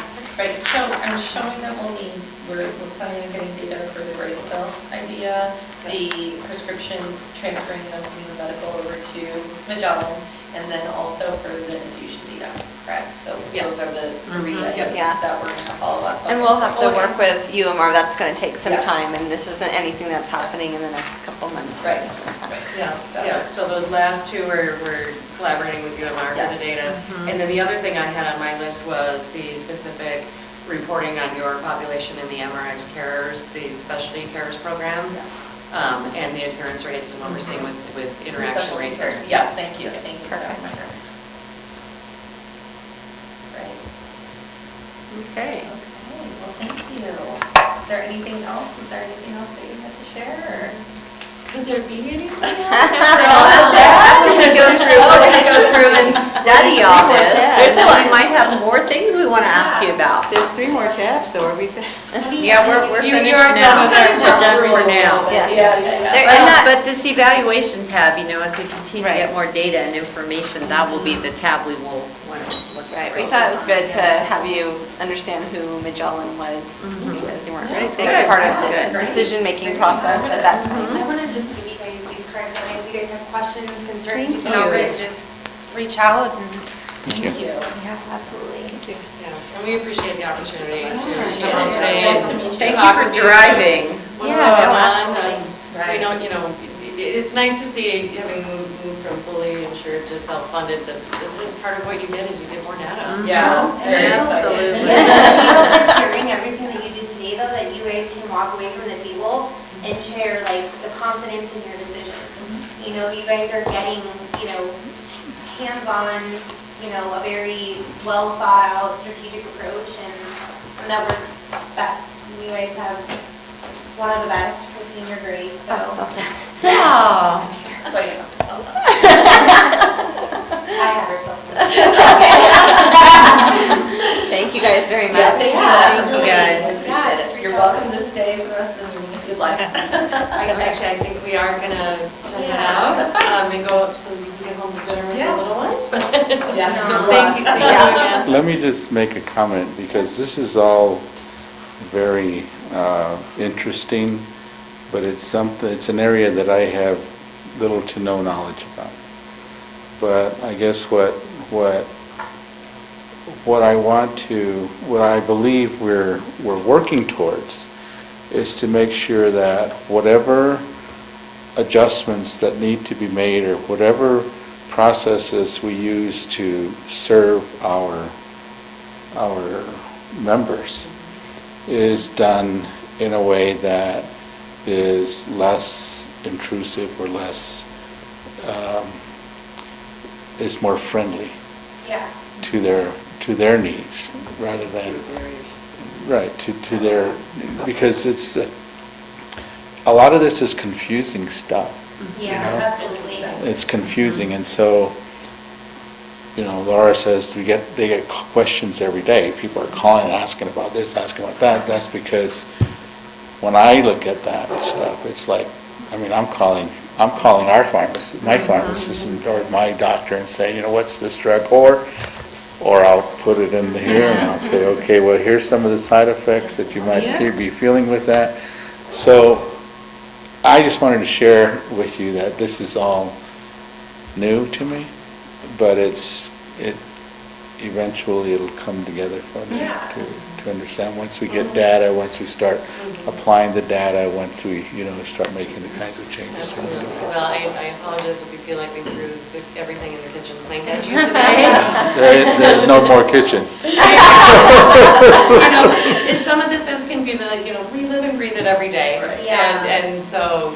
And these two ladies too, they're experts in it already too, so they're like way over here, and I'm like, Right. oh my gosh. But I appreciate your comments, and we do truly want that collaboration and thoughtfulness of, if we're going to take a step to make a change, what does that do not only for you, what does it do for the member? How can we help mitigate that, or get communications out around it? And we're absolutely on board with that approach for anything that we bring to the table with you. Yeah, you heard the implementation. I was out on maternity leave and everything, and there was disrupted. Great. We honestly put the members at the center of everything that we do. And so there's absolutely nothing that Magellan will allow that, is not part of our benefits as well. I had a client say to me, can we do that and put it in place next month? And I said, you could, but that doesn't give me time to get letters out to your members or notify anybody of the change. And I actually told them not to do a program for 90 days because of the member experience and making that the focus. We're not going to make a recommendation that is going to cause disruption, because in essence, we look at disruption like, okay, well, if your members are calling you upset, those immediately come to us. That, we take very seriously. You can obviously see the passion when we talk about these things, it's definitely there. And so we take that very seriously. We would never allow your members to go without a medication that they need to get taken care of, and we'll never leave them hanging, so. And I hope that, our purpose really is to kind of lock arms with you guys and walk this journey of, being self-funded and really to provide the education for you guys to make those educated decisions.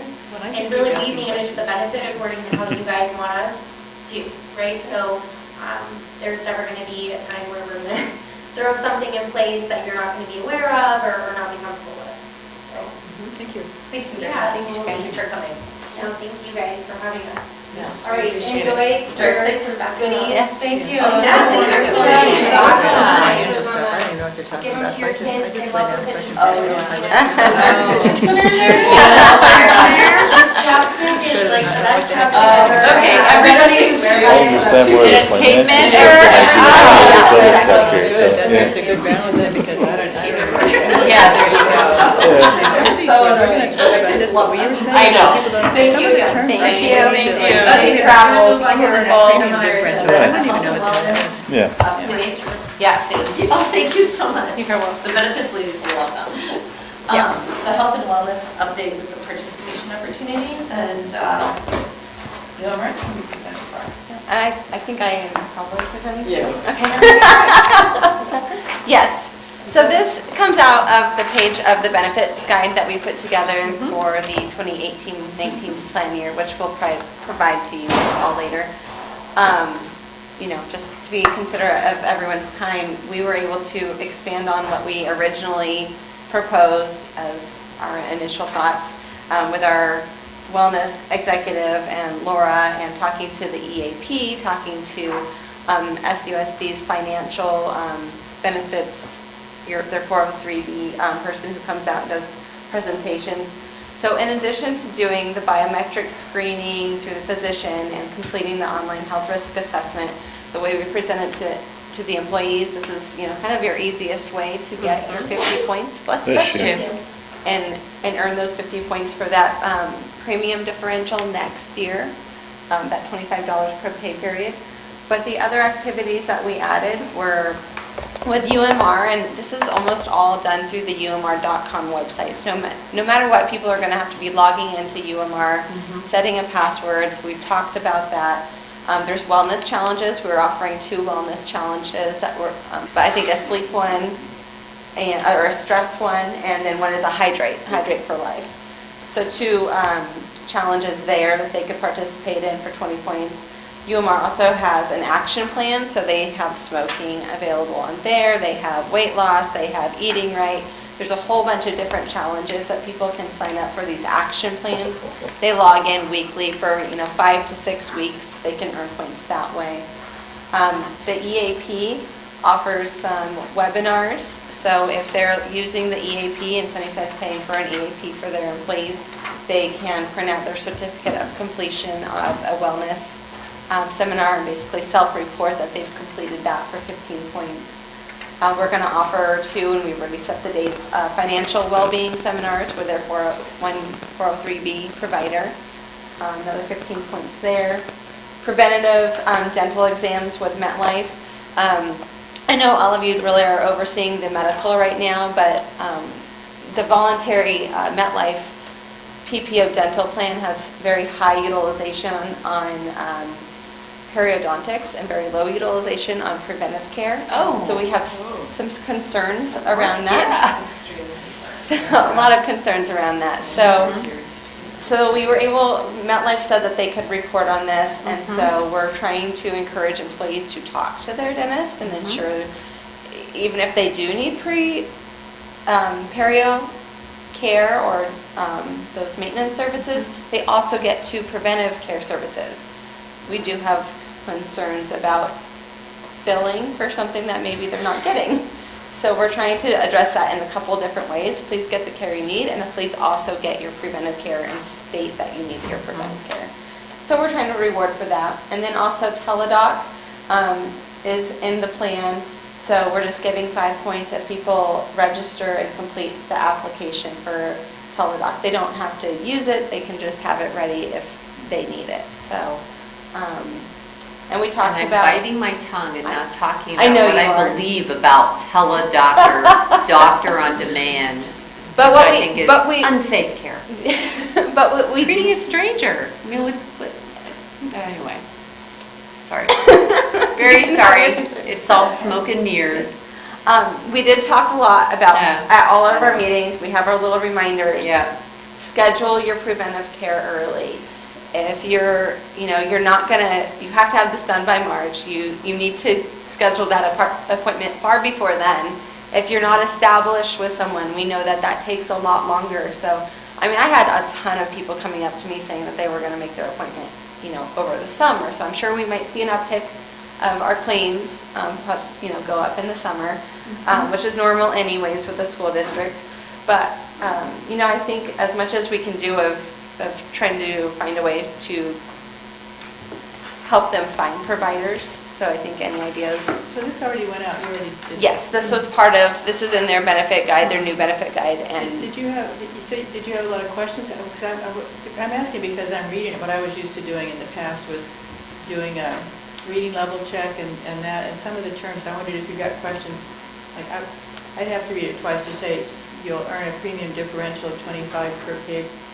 Do people know, is there language, did you have any problem with the level of language in the? we have it, and we also, when I was presenting it, would say, basically, if you participate, if you don't participate, you're going to pay $25 more per pay period Right, that so- someone is yeah. going. So they were oral presentations, so whether they understood or not. And they knew what biometric screening was and things like that? We talked about it, and so what's going to happen on tomorrow? Friday? No. What's today? Friday, the UMR site opens up. That's going to link to the wellness portion of it. We've talked about that they get a personalized physician lab form that they can take that's going to have the Sunnyside information on it. They take that to the doctor for those few biometric type of screenings. So they'll get that lab work. And then, of course, anything else that their physician thinks that they need or wants them to have.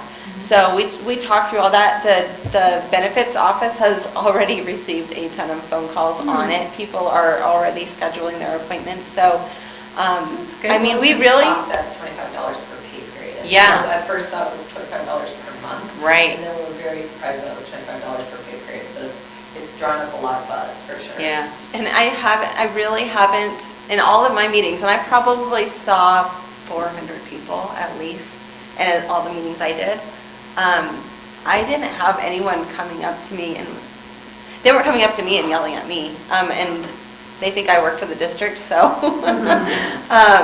So I think it was pretty well perceived. We talked about we want you all to get the care that we hope you're getting anyways, and again, we put in the EAP, we put in financial. This is not just go see your doctor, it's really try to be a whole well-being initiative. So what's going to be great is we're going to be able to see detailed reporting of who does what. So what works? Where do we tweak this next year?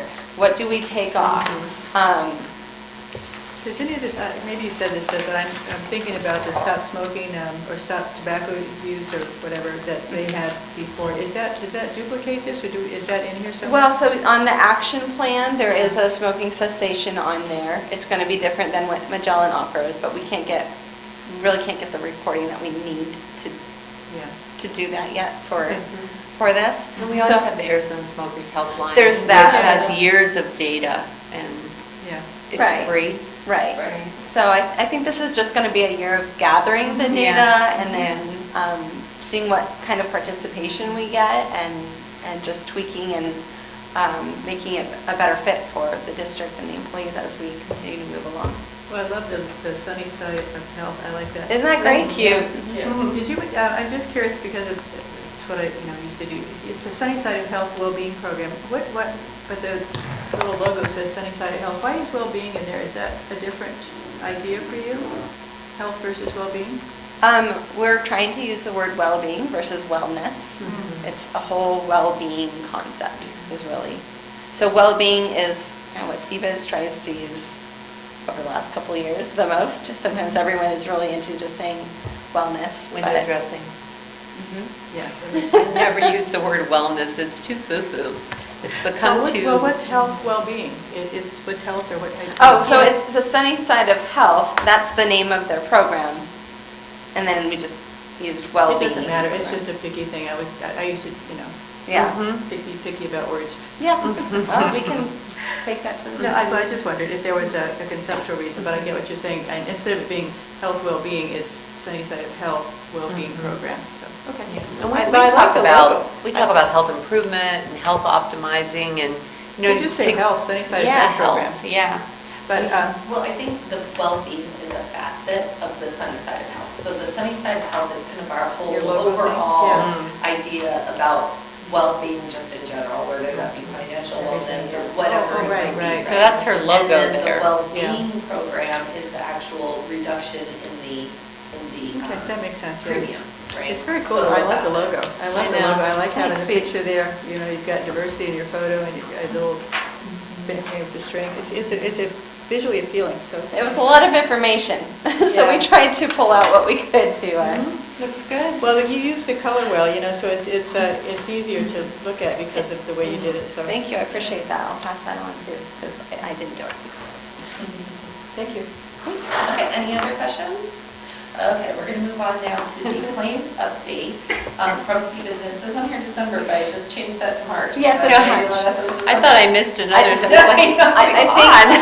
think when we created, Updated in error. so- Anthony was really good about doing this agenda a while ago, and I think we, at that time, like, it was perfect. Just missed it, yeah, so it's supposed to be, I'm noticing on here, that this is March. Sure. so- Which one are we looking at? This one? This is The large- this one right here. Yeah, the big one. Everybody have that? So, everyone has their summaries in here that you can always read and go through, but what is everyone's time schedule? Yeah. We go to bed in about an hour. Yeah, Yeah. so if you just want to look at page 3 is your all plans. And then we often look over at that middle section, it says loss ratio at the top. You're running right now, actual claims versus your expected liability is at 63 and just under 64%. So you're running very well. You've had only 1 month in December that was over 100%. Your actual claims versus max liability, you're running at just under 56%. Your PEPM all the way to the right, total paid claims and other costs, that's your medical, your administration, your pharmacy, everything all in, you're down at the bottom is $370.22. So that's per employee per month cost. And then down at the bottom, right? That is the Sunnyside estimated budget, which is basically your your fully insured premium equivalents. So you're running at just under 69% of what we expected of where we set your rates. So you're running great. I just got April's claims and it's ticked up a tiny bit, but still running really well. So I think It's so overall. interesting to look at November versus December. You know, November was so low and then December went up like that. So I think everybody. That was, there was a claims recycle in November, so nothing was really paid that month, and that's why that one went down. So you can probably average out those couple months, so. Okay. Yeah, we'll start to see it go up a little bit as we're nearing the end of the plan year, or we've gone through more than half of it, but you're running very well. The high deductible plan is running at 41% on the next page to expected. The 1500 plan is running at 44% roughly. And then we get to our $500 plan on page 6. We are at 91.4%, so I think we might have hit just over 100% in April. I haven't really dove into those claims yet. So we know that, again, we know that plan costs more. Yeah. So, What does it say what it is? What is it? What is it? This is, Oh, here it right is. here. Yeah, there it is. and then page 7 is the annual cost comparison. So again, we're comparing only to the fully insured premium equivalents right now. But overall, we're seeing those fully insured premium equivalents. We think you're going to be running in the far right, just under 3%. We're So we may see that be a better number as the claims come in, but right now, this is where we're expecting you still to be under where you were fully insured. So the plan is working, the self-funding is working. This is probably a conservative number at this point. And then large claims, which I'm sure you want to take a quick look at. What's in green is just new claimants for this current month. So that's the green, why they're in green. I can tell you that the top claimant with the lung cancer did not have any claims in April. I took a look at that. There was another 10,000 on the myocardial infarction and another 10,000 in April on the thoracic aortic. So,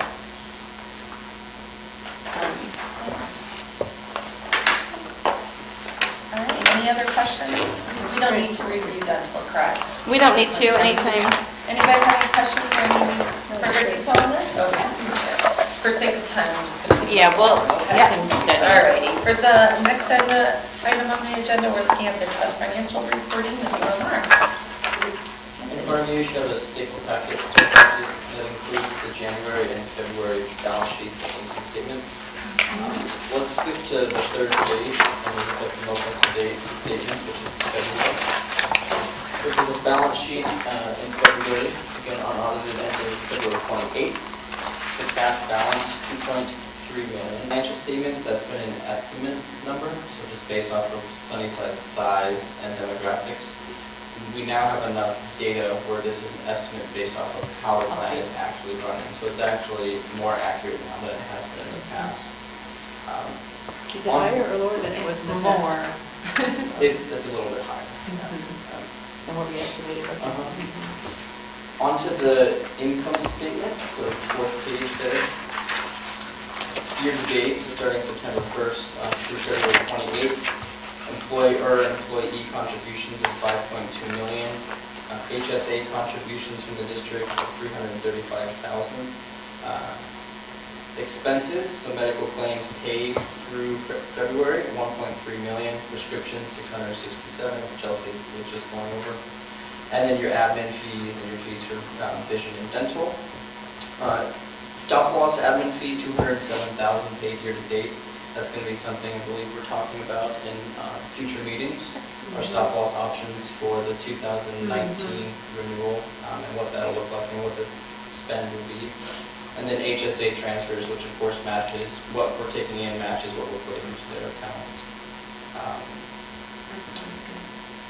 So then less the liabilities, the IBNR, gets you to excess of revenue of 2.1 million, which matches the balance, the total fund balance on the balance sheet. Questions on that? No? All right. Last item on the agenda, request for future agenda items. At this point in time, I'm going to turn this over to Chris because she is going to review the last document that you have, which is the meeting timeline for the next year. Got it. So Chris, do you mind reviewing? So we thought it would be helpful to plan out our next year, and so these dates are tentative and agenda items are we can change everything up, but if you want to see something that we haven't addressed in here, please let us know. We can add it, find a good time of the year to add those things. But what we were looking at is potentially August 1st for the next meeting to discuss actually the 2018 stop loss renewal because of how the district, the plan year, we haven't even received the stop loss renewal. So we need to discuss and finalize that and any options. So August 1st and definitely before September 1st, we need to talk about that, and we can talk about just stop loss in general, overall plan performance, UMR medical plan performance in the year end, actually not just UMR. And then we thought it would also be helpful if the district was to just present information on district, staff, students' challenges to the trustee board. I have Please. one thing, I'm catching you off guard on this because it just came up in a phone conversation on the way over here. Another item that I think we should discuss at our next meeting is the selection of an auditor for the June 30th year end. So it can be a 2-minute agenda item, but I'll just bring you some options for auditors, some costs, basic background on their experience and working with trusts. So, yeah, do we do an RFP for that, or you just Well- bring recommendations? Well, what or- the lawyer told us when we created the trust too, is that the district could and probably should use your district auditor. Oh, So that's right, I remember That'd be that. great. Yep, yeah, I remember we talked about that before, so We did. So, yeah, we we can can finalize that in our next meeting. Yeah, I agree with that 100%. It's something that Okay. per the bylaws has to be voted on. Perfect. by Okay. council, Okay. So, Thank you. And that is Sorry. an Yeah, action that's item. great. Action item. No, that's Yeah. fine. Got it. And then November 7th, the year-end plan performance, just basically a year-end, but we'll also talk about that premium adequacy report, which again, we did a whole bunch of history and then did renewal this year, so it's going to be nice to actually be planning for the next Yeah. year and getting all the information Well, as we when move do we want forward. the reports back on the questions we had from Magellan? When do we need those in order to decide on the benefits for next year? Those are going to be done we'll start doing on November 7th, we'll start talking about what you may want to see as far as plan design changes, so, We'd have the data about the grace. yeah, we'll be talking more about that for, Well, they need to get all that data in the next couple of months. right, And the right. work with the medical side of the house, right? right, to be able to present options, and then really we may be able to have some options November 7th to look at on the PBM, so I'm going to go ahead and add that Yeah. here. You know what would really help me is if there's any way I can get things like maybe 48 hours before this meeting, so I could actually go Yeah. through these documents, because it's my L&T complaint too. It's like, seriously, get me the information, because we don't have time to go in and, look at it all. We just kind of go where you tell us. Oh, yeah, absolutely. And, yeah, and then we could come I back don't, prepared. we don't have any issue. Yeah, if you Right, can- sending it out. If you can just send me them in PDF, and Yeah. then I can Yeah. forward them out to the committee. that Yeah. would be Yeah, great. absolutely. We can Yeah, that would be definitely helpful, do because that. now we're saying, well, we're just going to skip to page 6 and. I know, and then I go home with my Right. homework. Yeah, absolutely. And then I don't see you guys for a long time, so then I'm like, That oh. goes away, yep. Yeah, but they gave me a new pack now. Don't look at these questions anymore, we got new ones now. Yeah, no, that's Okay, great. thank you, that would be Technically, awesome. we should have them all ahead of time anyway for open meeting, but yeah, that'd Yep. be great. So I think the question is, are these dates good? We have adding the PBM models. I would like to suggest that we just plan on August 1st. Okay. On the Mhm. first meeting, and then once we have our board, everybody here on the August 1st meeting, then we can talk about future dates. Because we'll Okay. have a new board member at that time, Mhm. and then Mr. Bolzoni will be here as the Yeah. president. Yeah, Mr. and potentially you take a look at this before the next meeting, and we can make sure we add anything else to it. Yeah. I'll send this out Perfect. to Mr. Bolzoni and then talk with the new member about Great. it also. For the people who are here, is August 1st appropriate? It's a Wednesday, 5 o'clock. Does that work for everybody? Okay, perfect. Okay, any other questions on this? I have a question.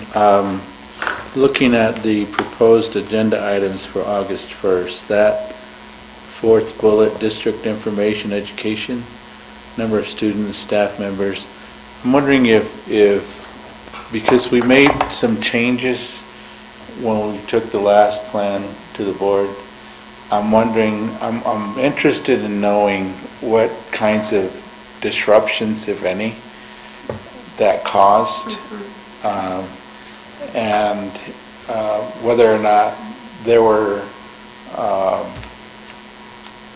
issues that need some reconsideration. Feedback.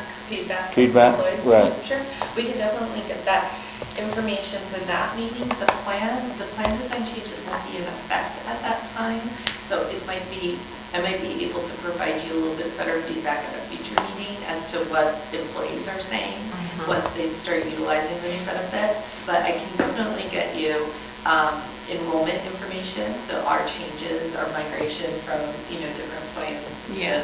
how everybody's looking there, and then feedback from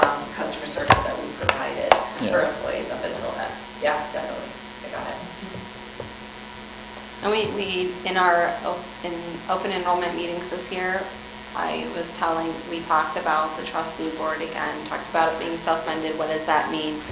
Mentioned there had been several open meetings, that everyone is welcome to come. We have thrown it out there, so they are online, so. Okay, great. Any other questions about this future agenda? Okay, that one is closed. The next item is unfinished business, and I just want to make one comment. We still have our trust liability insurance that's out there. It is going to cost, I believe it was $25, was the approximate figure, but I'm going to have to get back to you on it because we still haven't finalized our liability insurance for the trust. So I will be sending you guys an email about that, hopefully within the next week or two, so that we can finalize our trust, our personal liability trust insurance, okay? And as of, I guess, what time is it, 7:05, do I have a move to adjourn? Move to adjourn. Second. Wonderful.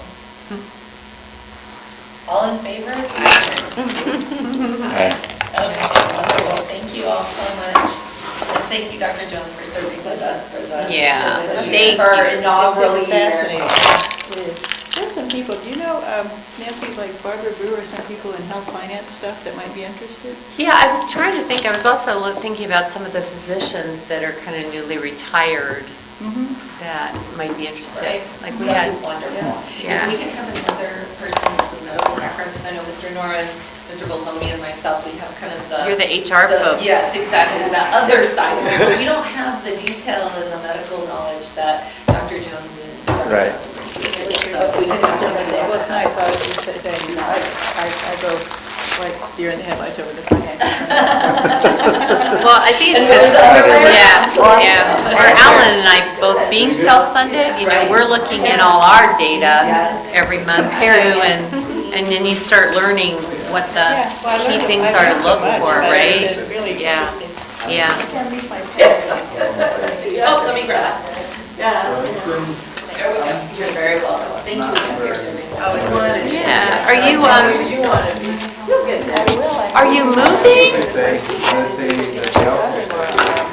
been home for the kids for first 6 years. And now she's back. You too, sir. So how are you? What happened? Take care. Did they mess your car up? I feel like we were just talking about your car, so. It is fantastic. It's an absolute blessing. You're giving them. Are you moving? Right. You're moving? I'm not moving, but I'm going to be up there a lot with my son, and my daughter-in-law stayed home with the kids the first 6 years or so, and she went back to work, which is, I told my son, you'll have a much happier wife. Oh, yeah, for sure. Oh, I used to go to work to rest. Oh, I mean, being home with my kids, I'd be like, I need to go to work so I can rest. I just cannot. It's so tough. Isn't it? Oh my gosh, I know. Like, I was fine at day 6. I'm like, okay, that's enough. Or vacation, all right, I'm done. I had my daughters about the same time a friend of mine had her daughter. Oh.